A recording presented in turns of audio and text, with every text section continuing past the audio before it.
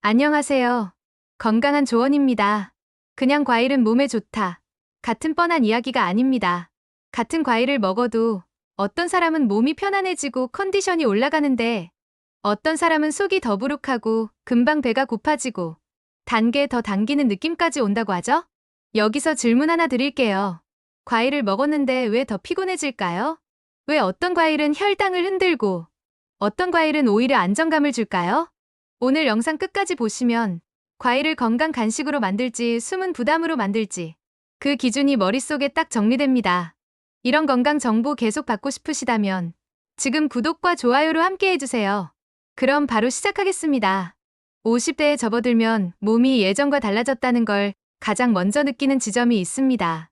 같은 밥을 먹어도 더 쉽게 붓고 같은 간식을 먹어도 금방 졸리고 예전엔 괜찮던 단맛이 이제는 묘하게 부담스럽게 느껴지는 순간들이 생깁니다.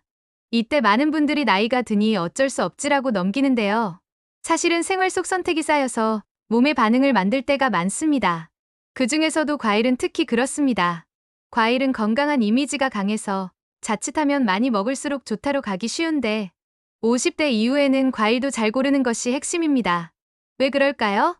과일에는 비타민과 미네랄만 있는 게 아닙니다. 과일에는 과당과 포도당 같은 당 성분도 함께 들어 있습니다. 문제는 당이 나쁘다가 아니라 흡수가 얼마나 빠른가입니다. 흡수가 빠르면 혈당이 급하게 올라갈 수 있고 혈당이 빠르게 오르면 몸은 다시 빠르게 떨어뜨리려고 합니다.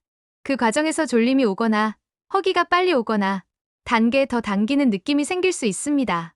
그래서 50대에는 과일을 고를 때 달콤함보다 반응을 먼저 보는 것이 좋습니다. 그렇다면 어떤 기준으로 골라야 할까요? 과일을 고르는 기준으로 첫째, 혈당을 급격히 올리지 않는가. 혈당은 피 속에 떠다니는 포도당의 양이라고 생각하시면 됩니다. 혈당이 급하게 오르면 몸이 출렁이는 느낌을 받을 수 있고 어떤 분들은 식곤증이 심해지거나 기운이 갑자기 꺼지는 느낌을 경험하기도 합니다. 그래서 과일도 먹었을 때 천천히 들어오는 과일이 유리합니다. 과일을 고르는 기준으로 둘째, 항산화 성분이 충분한가. 항산화는 말이 어렵죠. 쉽게 말하면 몸속에서 생기는 녹을 덜 생기게 하는 방패입니다.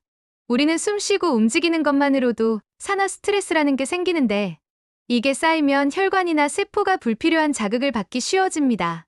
항산화 성분은 그 자극을 줄이는 방향으로 도움을 줄 수 있다고 알려져 있습니다. 과일을 고르는 기준으로 셋째, 소화와 장 기능에 부담이 적은가. 50대 이후에는 장 리듬이 예전 같지 않다고 느끼는 분들이 많습니다. 더부룩함, 변비, 가스, 속쓰림 같은 불편감이 잦아지는데 과일도 선택에 따라 장을 돕기도 하고 오히려 자극이 되기도 합니다. 그래서 장에 편한 과일이 중요한 기준이 됩니다. 이 세 가지 기준을 통과해서 많은 전문가들이 공통으로 추천하는 과일로 3위는 블루베리입니다. 블루베리를 이야기할 때 가장 많이 나오는 영양 성분이 안토시아닌입니다. 이건 블루베리의 짙은 보라색을 만드는 색소 성분이기도 한데요. 안토시아닌을 쉽게 설명하면 혈관과 눈, 그리고 뇌가 좋아하는 색이라고 생각하시면 됩니다. 왜 이런 표현이 나오냐면 안토시아닌은 대표적인 항산화 성분으로 알려져 있고 혈관이 불필요하게 자극을 받는 상황을 줄이는데 도움이 될 수 있다는 평가를 받기 때문입니다.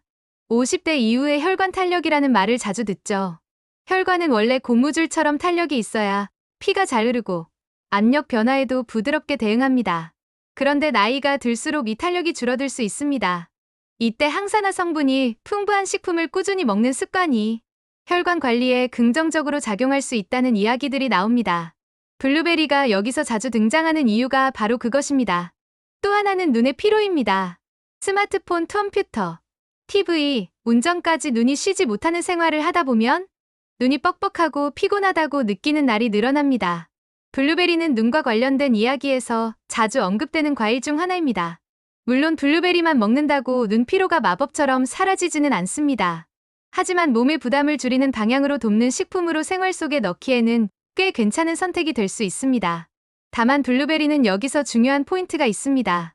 블루베리의 장점은 많이 먹어서가 아니라 조금씩 꾸준히 해서 나옵니다. 과일은 과일이니까 아무리 블루베리라도 한 번에 많이 먹으면 당 부담이 늘어날 수 있어요. 그래서 블루베리는 한 번에 한 줌 정도, 그리고 매일 조금씩 먹는 방식이 가장 무난합니다. 먹는 방법도 중요합니다. 그냥 블루베리만 단독으로 먹기보다 요거트에 섞거나 샐러드에 곁들이는 방식이 실용적입니다. 이유는 간단합니다. 단백질이나 지방, 식이섬유와 함께 먹으면 흡수 속도가 조금 더 완만해질 수 있기 때문입니다. 쉽게 말해 천천히 들어오게 만드는 조합이 되는 거죠. 반대로 블루베리 잼처럼 설탕이 들어간 형태는 블루베리의 장점을 가려버릴 수 있습니다.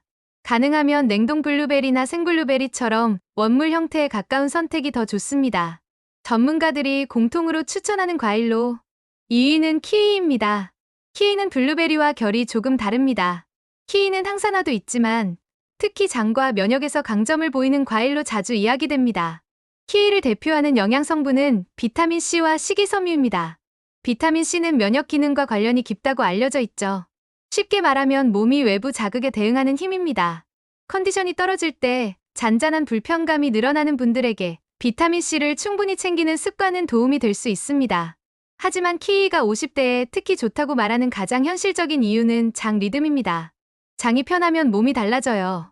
속이 편안하면 잠도 조금 더 안정되고 피로도 덜 쌓이고 먹는 패턴도 덜 흔들립니다. 키위에는 수용성 식이섬유와 불용성 식이섬유가 함께 들어있다고 알려져 있는데요. 수용성 식이섬유는 물을 머금어 부드럽게 젤처럼 변하면서 장 내용물을 부드럽게 하는 데 도움을 줄 수 있고, 불용성 식이섬유는 장 운동을 자극해 리듬을 만드는 데 도움을 줄 수 있습니다. 이 설명이 어렵게 느껴지신다면 이렇게 생각하시면 됩니다. 키위는 장이 움직이기 좋은 환경을 만들어주는 쪽으로 도울 수 있다. 또 키위에는 액티니딘이라는 효소가 들어있다고 알려져 있습니다. 이건 단백질 소화에 관여할 수 있는 성질로 자주 소개되는데요. 쉽게 말하면 고기나 단백질 식사를 했을 때 더부룩함을 덜어주는 데 도움이 될 수 있다 정도로 이해하시면 됩니다. 그런데 키위는 주의할 점도 분명합니다. 키위는 산도가 있는 편이라 공복에 먹으면 위가 예민한 분들에게 속쓰림이나 불편감을 줄 수 있습니다. 특히 아침에 빈속으로 과일만 드시는 분들 중에 속이 쓰리다고 느끼는 경우가 있는데 그때 키위가 자극이 될 수 있습니다. 그래서 키위는 식후에 그리고 양도 과하지 않게 드시는 게 좋습니다. 반 개에서 1개 정도가 무난하고 요거트나 견과류처럼 다른 음식과 함께 먹으면 자극이 덜할 수 있습니다. 여기까지 들으셨다면 이런 생각이 드실 거예요. 그럼 제일 좋은 과일은 뭐예요? 결국 답은 하나예요. 전문가들이 공통으로 추천하는 과일로 뜻밖의 1위 사과입니다. 사과가 왜 1위일까요? 사과의 핵심은 펙틴이라는 수용성 식이섬유입니다. 펙틴은 장 속에서 물과 만나면 젤 같은 형태가 되면서 당이 흡수되는 속도를 완만하게 만드는 데 도움을 줄 수 있다고 알려져 있습니다. 쉽게 말해 사과는 혈당이 급격히 치고 올라가는 걸 완화하는 데 유리한 구조를 가진 과일이라는 거죠. 사과가 또 좋은 이유는 씹는 과정에 있습니다. 부드러운 과일은 빨리 먹게 됩니다. 빨리 먹으면 포만감 신호가 늦게 올라와서 과식으로 이어질 수 있죠. 그런데 사과는 자연스럽게 씹는 시간이 길어집니다. 씹는 시간이 길어지면 포만감이 더 빨리, 더 안정적으로 올라오는 데 도움이 될 수 있습니다. 즉 사과는 단순히 영양 성분만이 아니라 먹는 방식 자체가 몸에 유리하게 작용할 수 있는 과일인 셈입니다. 그리고 사과는 껍질 쪽에 폴리페놀 같은 항산화 성분이 들어있다고 알려져 있습니다. 그래서 깨끗이 씻어 껍질째 먹는 것이 좋다는 이야기가 많습니다. 물론 치아나 소화 상태에 따라 껍질이 부담스러운 분들도 있으니 그런 분들은 얇게 깎아 드셔도 괜찮습니다. 중요한 건 꾸준히 가능한 방식입니다. 사과를 먹는 방법도 실천적으로 정리해 드릴게요. 사과를 한 번에 많이 드시기보다 반 개 정도를 나눠서 드시는 것이 부담이 적습니다. 예를 들어 오후에 입이 심심할 때 사과 몇 조각을 먹고 다음 날 또 몇 조각을 먹는 식으로요. 그리고 사과를 단독으로만 먹기보다 치즈 한 조각이나 견과류 조금과 함께 먹으면 포만감이 오래가고 흡수 속도가 완만해질 수 있습니다. 단, 여기서도 조금이 핵심입니다. 좋은 조합도 양이 많아지면 칼로리 부담이 늘 수 있으니까요. 이제 새 과일 이야기를 들으셨으니 과일 선택에 감이 잡히실 겁니다. 그런데 여기서 정말 중요한 질문이 남습니다. 그럼 다른 과일은 다 나쁜 건가요? 결론부터 말하면 아닙니다.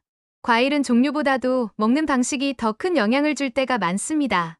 같은 과일이라도 주스로 마시면 흡수가 빨라질 수 있고 씹어서 먹으면 상대적으로 완만해질 수 있습니다.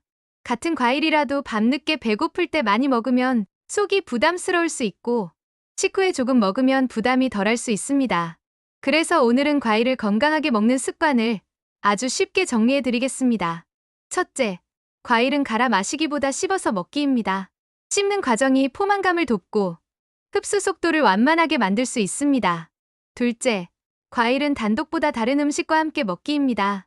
요거트, 견과류, 치즈처럼 단백질이나 지방이 조금 있는 음식과 함께 먹으면 혈당 반응이 안정적일 수 있습니다. 셋째, 과일은 한 번에 많이보다 자주 조금 먹는 것입니다. 과일의 장점은 누적될 때 살아납니다. 한 번에 몰아서 먹는 습관은 오히려 부담이 될 수 있습니다. 넷째, 내 몸의 신호를 기록하기입니다. 과일을 먹고 나서 속이 편했는지, 졸림이 왔는지, 다음 끼니가 더 당겼는지, 화장실 리듬이 어땠는지, 이런 체감 신호가 나에게 맞는 과일과 양을 찾아주는 최고의 기준입니다. 그리고 마지막으로, 이런 경우에는 특히 조심하시면 좋습니다. 속쓰림이 작거나 위가 예민한 분들은 공복 과일이 자극이 될 수 있습니다. 혈당 관리가 필요한 분들은 과일의 종류뿐 아니라 양과 시간대가 더 중요할 수 있습니다. 치아가 약해진 분들은 너무 단단한 과일이 부담이 될 수 있으니 씹는 정도를 조절하거나 얇게 썰어 드시는 방법이 좋습니다. 50대의 과일 선택은 많이 먹는 것이 아니라 잘 고르는 습관입니다. 혈당을 급격히 올리지 않고 항산화 성분으로 몸의 부담을 덜어주고 장과 위에 무리가 적은 과일이 유리합니다. 그 기준에 잘 맞는 과일로 블루베리는 안토시아닌 덕분에 혈관과 눈, 뇌 쪽 이야기에서 자주 언급되고 키위는 비타민C와 식이섬유로 장 리듬과 면역 관리에 도움이 될 수 있으며 사과는 팩틴과 씹는 과정 덕분에 혈당 안정과 포만감 유지에 특히 강점을 보입니다. 하지만 오늘 영상에서 가장 중요한 한 문장은 이겁니다. 과일은 많이보다 매일 조금이 진짜 효과를 만듭니다.